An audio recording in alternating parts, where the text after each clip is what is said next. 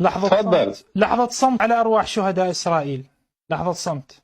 لا أنت شاب مو بكيفك لك قشمر، شاي عقوبة إلك.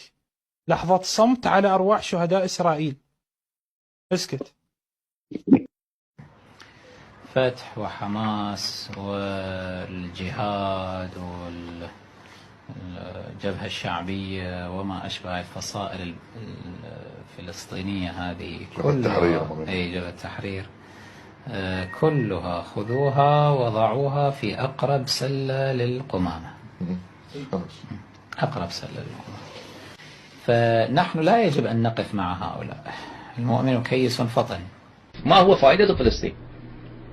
أنا عندي والله العظيم لو حرر فلسطين مثلا، إسرائيل انتهى وجاء هنالك دولة اسمها فلسطين، هذا ليس في أي فائدة للشيعة. ماذا أردن آخر؟ أردن ماذا يفيدنا أردن؟ أو مثلا تونس آخر. يكون هكذا. وإن كانت دولة دينية فهذا مصيبة أشنع، يكون داعش آخر. فهو الفرق. إسرائيل على الأقل أفضل، على الأقل أفضل. هو كافر، نعلم إنه كافر، نعلم إنه كافر، ولكن هذا باسم الإسلام يقتلنا. ففلسطين لا بأس نساعدهم إذا استطعنا، ولكن ليس لنا أولوية، مسألة حياتية لنا إلى جهنم.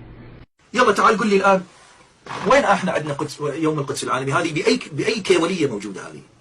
شنو قيمة القدس عندي؟ لك ما تسوى قيمة ما لها. لكن عالي الشيعي أفضل من القدس.